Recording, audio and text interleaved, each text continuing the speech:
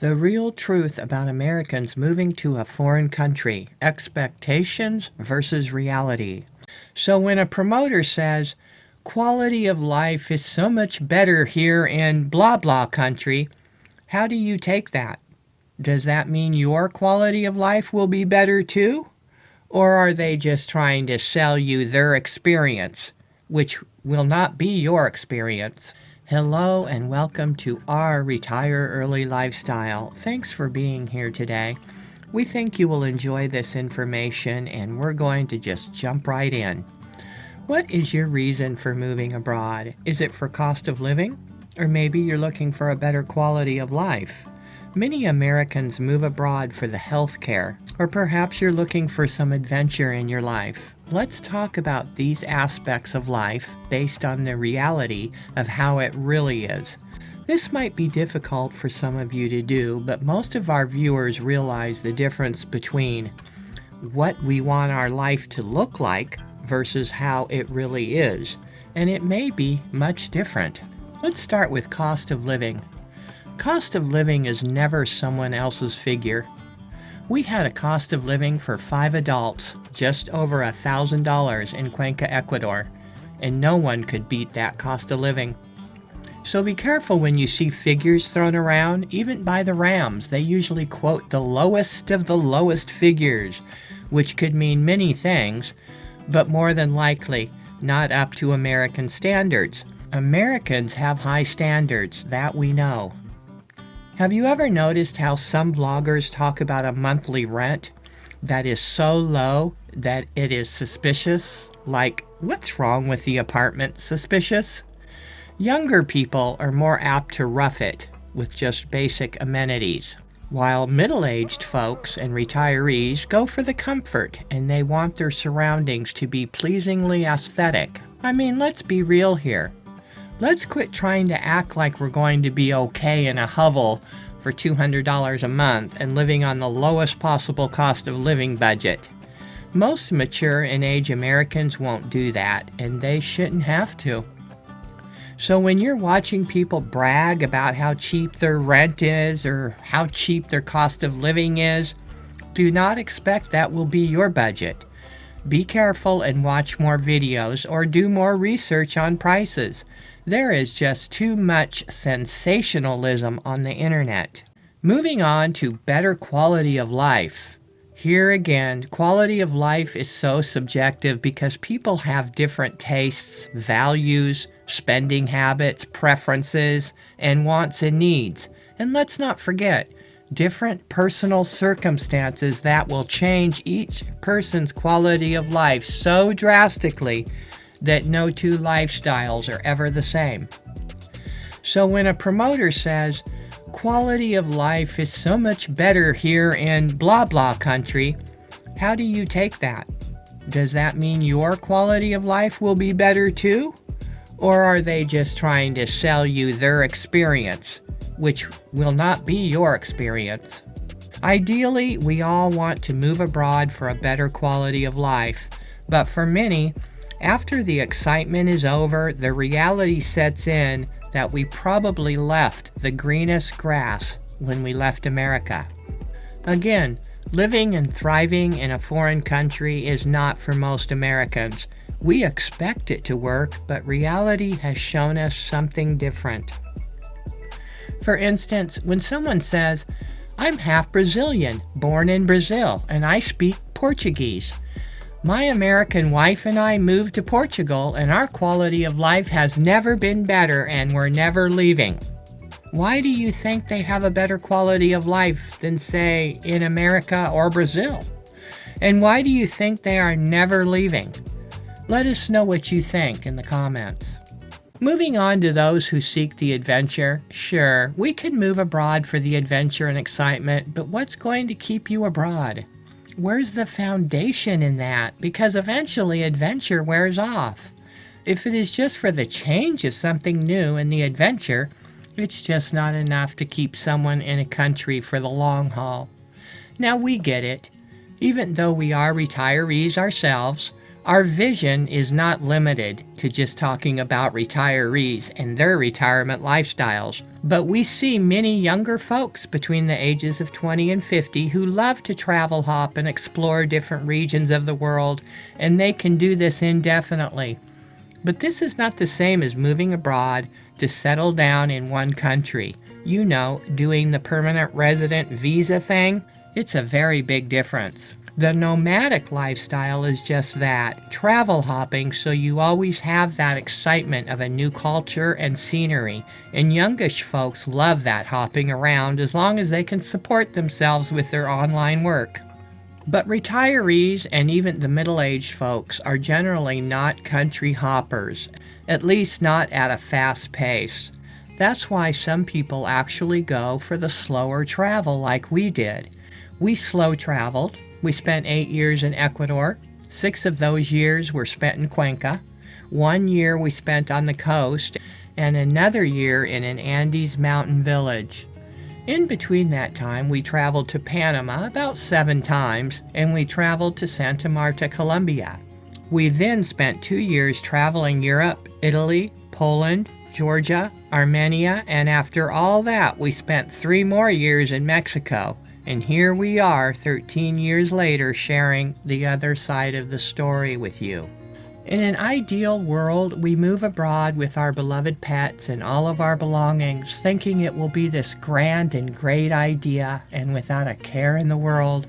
And for a few people, perhaps it is. But reality has been showing us, and showing you too, since you wisely made the decision to subscribe to our channel, that forever thing is not the case in most instances. But that's okay, because it's not failure, it's personal growth. So moving abroad for the adventure and fun is a great beginning, which is the opening of the door to the rest of your life experiences. Historically speaking, Americans used to take vacations to other countries. They never moved abroad to live in a foreign land. The truth is, most Americans really aren't interested in living in another country but their own. All the hoopla about all these Americans moving abroad, we subdued that with a previous video showing the facts that there are only about 500,000 Americans living abroad at any given time. Vacations are much easier. When you live as a tourist, you don't have to worry about the language, getting a residency visa, renewing the residency visa once a year. You don't have to worry about missing your loved ones back home or what you're going to cook for dinner. You're on vacation. I can't wait to take a vacation next year. We're going to Mexico. And a big concern for Americans is health care. Sure, you can move to Europe and receive cheaper health care. We get that. Americans want less expensive and better health care. But have you ever wondered why the healthcare system is so cheap in Italy, Spain, and Portugal? Many European countries have universal health care. It's a collective. Americans who reside there on a permanent basis also pay into the healthcare system if the stay is over 183 days in 1 year. So it's not free like some people love to tout in their videos. Nothing is ever free.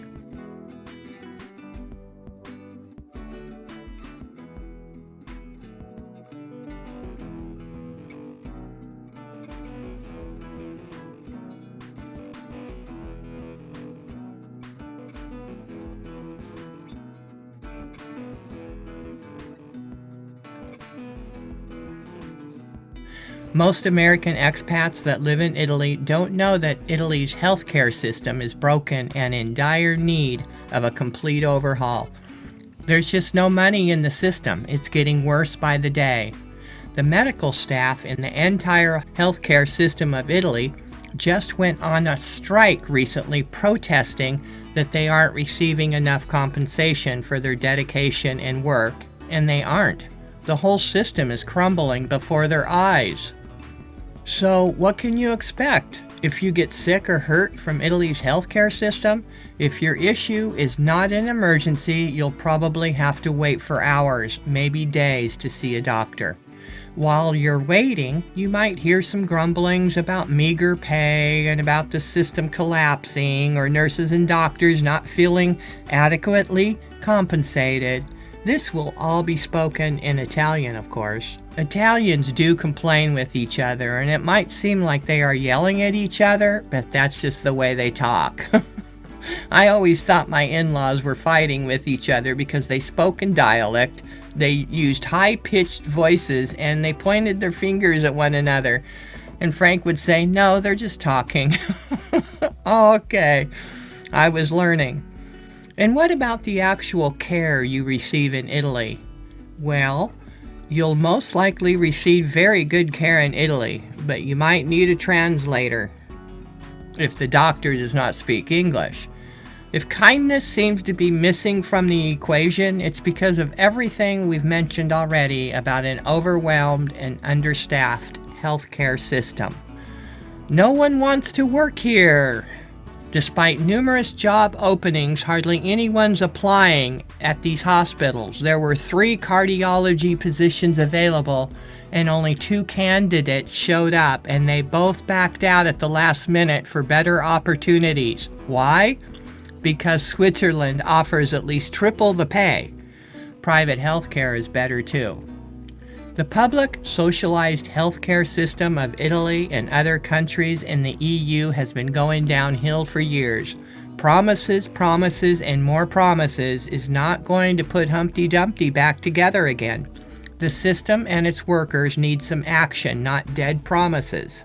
The Italian government has promised to allocate additional resources to the National Health Fund. The unions deplored that the funding is barely sufficient to maintain the status quo. So on the outside looking in from watching all the hypish videos, the healthcare system seems great in Italy, and we're told everything is wonderful. But the hospital workers are not happy and they're leaving for better financial opportunities.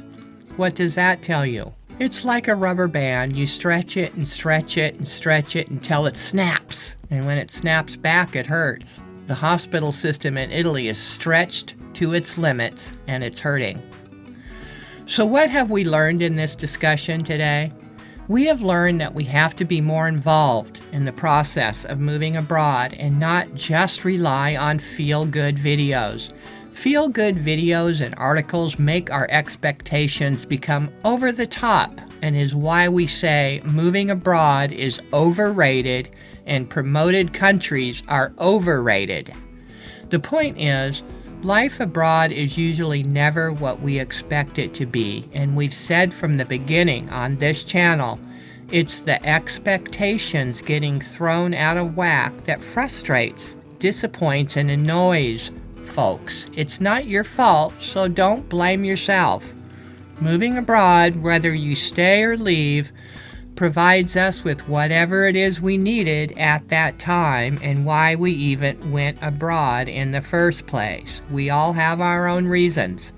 I mean, we did it. It was an experience. We've been there and we've done that, and now it's in the past. No crying over spilt milk here. Just another door of opportunity opening to continue to enjoy your life journey wherever you are. And for those people who go abroad and stay abroad permanently and say they are never, ever, ever moving back to America, no one wants to take that away from you. When the leaves grow out and the buds start growing, you know spring is in the air.